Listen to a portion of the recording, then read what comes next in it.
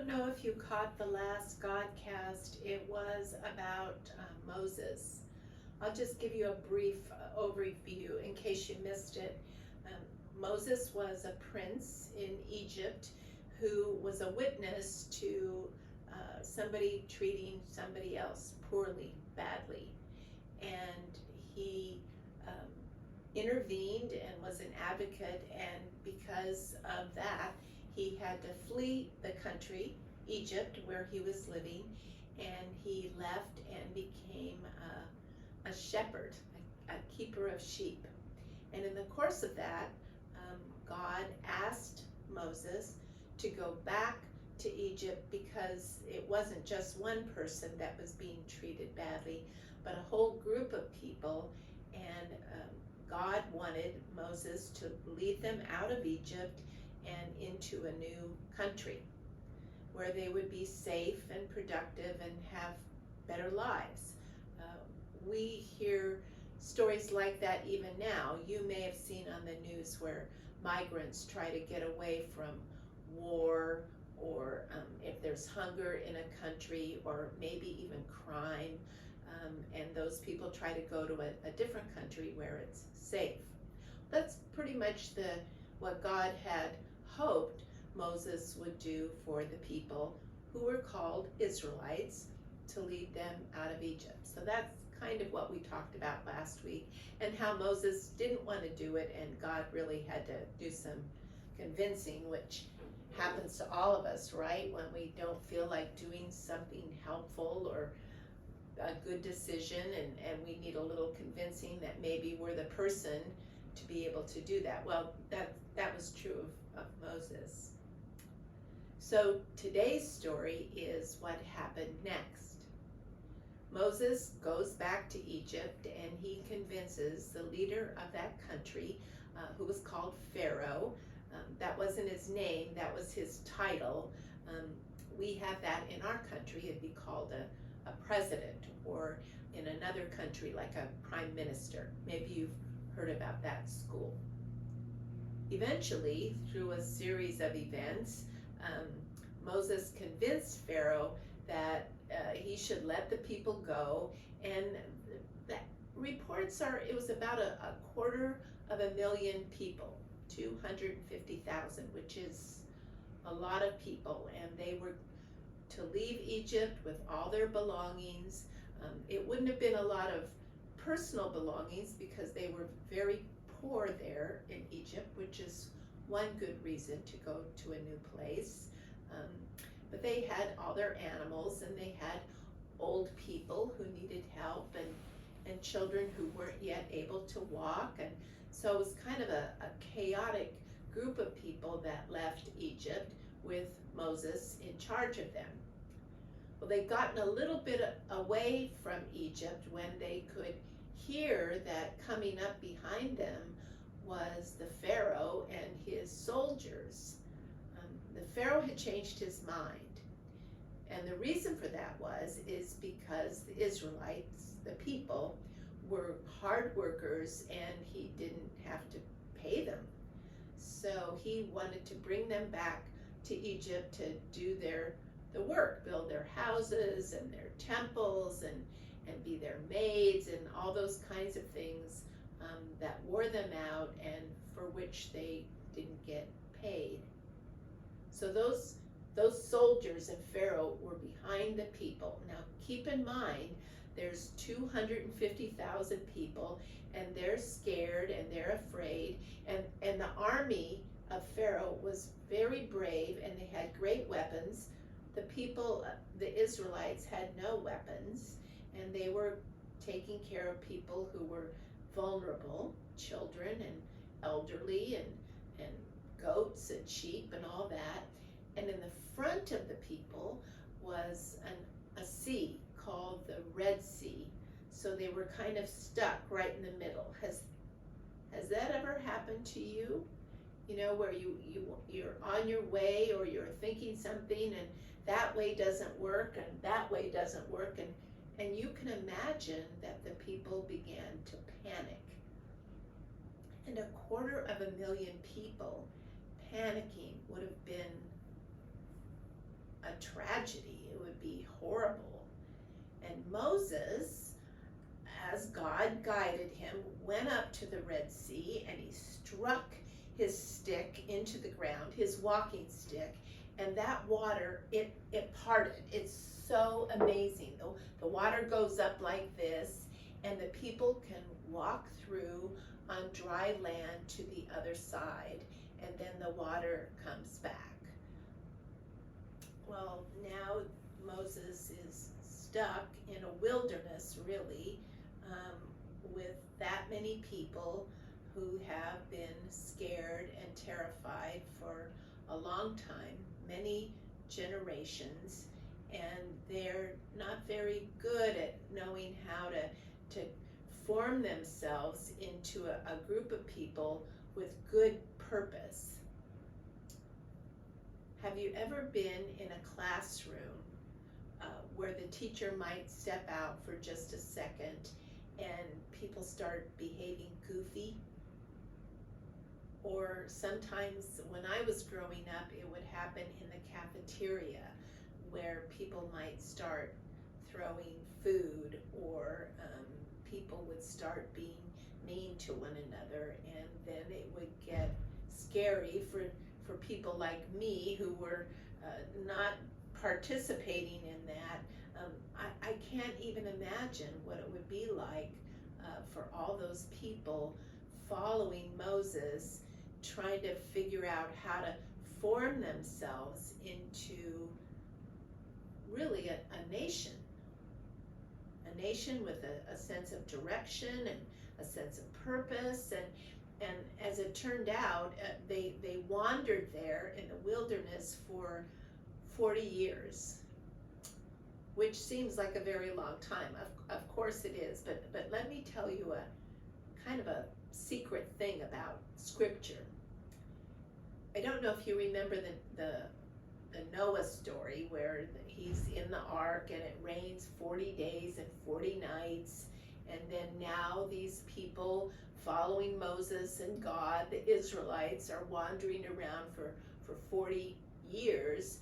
40 is a number that isn't exact. It just means a really long time. Like I might go home today hungry and say to my husband, I haven't eaten for 40 years. And he would know right away when I said the word 40 that I just meant I hadn't had anything to eat since lunch. In any case, Moses knows that these people aren't going to do very well unless they get some way of forming themselves into a cohesive group, a group that sticks together. Like when the teacher has left the classroom and comes back in, and then people sit down and settle in and they start doing their work again. Well, God knew that about them, and he knew that even in Egypt they weren't a very cohesive, sticking together group because they were scared all the time and poor, and it was so difficult. So God, through Moses, decided to give them some rules. Rules are helpful, aren't they, in the classroom? You can't just talk whenever you want. You need to follow along with what's going on in the classroom, or if you're driving, eventually you will be, or your parents or adults are driving. Nobody goes through a red light. I mean, it's very dangerous. You could just get in a car crash. There's all kinds of rules that you follow and I follow that keep us safe.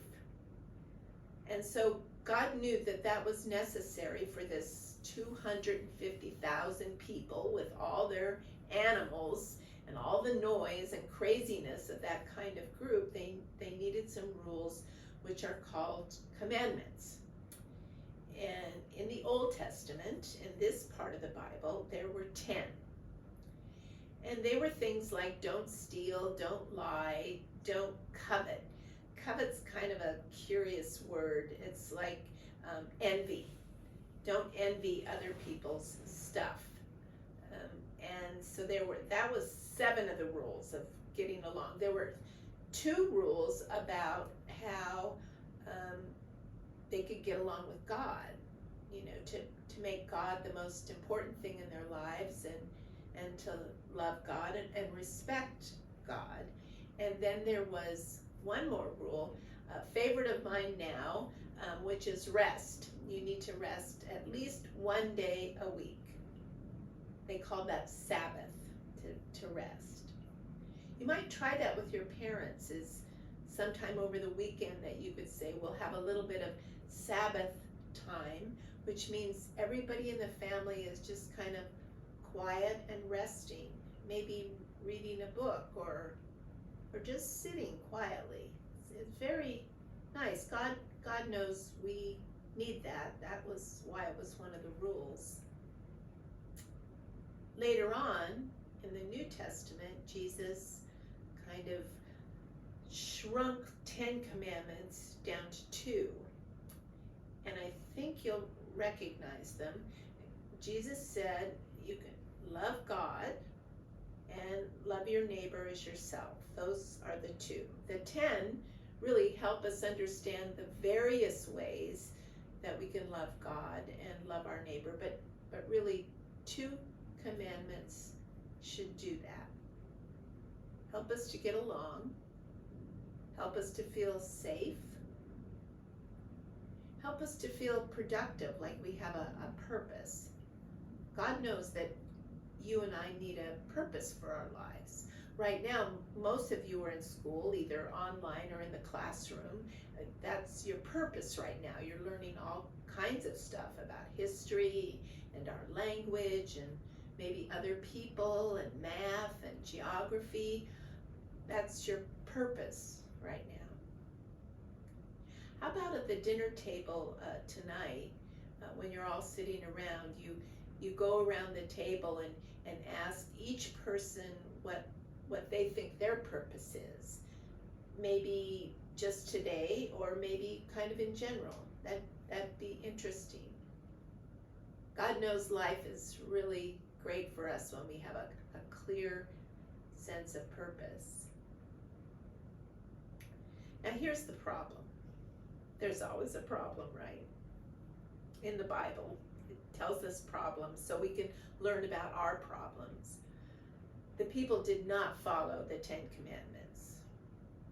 In a lot of ways, they didn't even come close, which meant that they ended up with lots of arguing and lots of wandering and not a sense of purpose, and just, wasn't good for them. And we've talked a lot about being partners. They weren't very good partners to one another. So they weren't good at keeping 10 Commandments. And then in Jesus' day, they did a lousy job of keeping 2 commandments. Even the disciples, they could be such a mess. We have trouble sometimes loving God and loving each other. And the other that we're supposed to love, that also is a big deal, because most times we think loving others means loving our parents or our families, aunts and uncles and grandparents and cousins. Or maybe you could love the people who live next door or in your classroom, people at church. But when God uses the word other, God means everybody. So one of the ways in which we love the other, for example, is we want to make sure that everybody has enough to eat, everybody has clean air to breathe, everybody has clean water, and everybody has a wonderful purpose for their life. That way life is safe and good. And one of the ways in which we love God is by loving each other. That makes God so happy. It's really happy when we love each other. It's almost a way of worshiping God, to love one another. Well, like I said, the Israelites, those crazy 250,000 people, probably more in 40 years, a very long time, they weren't very good at loving each other, and they did a lousy job sometimes of loving God. And then Jesus gives to, and the disciples and you and me, we don't love God and love each other very well all the time either. So there is this other thing that happens, which you and I know as forgiveness. God forgives us when we forget to keep the 10 or the 2 commandments. Now here's something I learned as an adult that shocked me. Sometimes when I forgive somebody else, I kind of remember. Do you do that? Well, there's a Bible verse that says that when God forgives, God doesn't remember the mistake, the flaw, the error. So at the very, very beginning of GodCast, I talked about how the Bible teaches us who and how God is, so that you and I can learn who and how God hopes we will be. So one of the things you might consider is when somebody's not very nice to you, and you talk it through, and you figure out what went wrong, and you forgive, that you just let it go, that you just forget it. Now, you're old enough to know this part of forgiveness. Sometimes in the world there are people who can be dangerous or scary, and we might come to a point in our lives where we want to forgive whatever harm they've done to us. That doesn't mean that you let them continue to harm you. You need to remember that. Jesus, in his forgiving, told people to stop doing that, or he moved away from them. Over the course of the church, 2,000 years, we sometimes misunderstood that,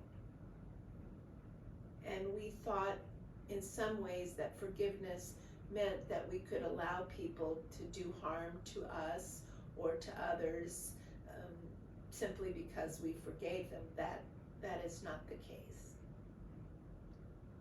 That's a hard thing to learn and to remember. That part of loving others is loving yourself enough to not let yourself be harmed, to not let somebody be cruel to you. In your heart, you could forgive them, but it doesn't mean that you let them hurt you.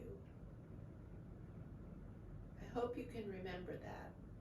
Sometimes it's hard to make that distinction. So maybe you need a partner for that. If somebody is hurting you and they're being cruel, you could talk to somebody that you trust. In any case, I hope you do remember that the mistakes that you make, God forgets when God forgives. Will you pray with me? Dear God, sometimes our lives feel like the chaos of 250,000 people who are scared. Help us to remember that you love us and that you call us to love each other and you,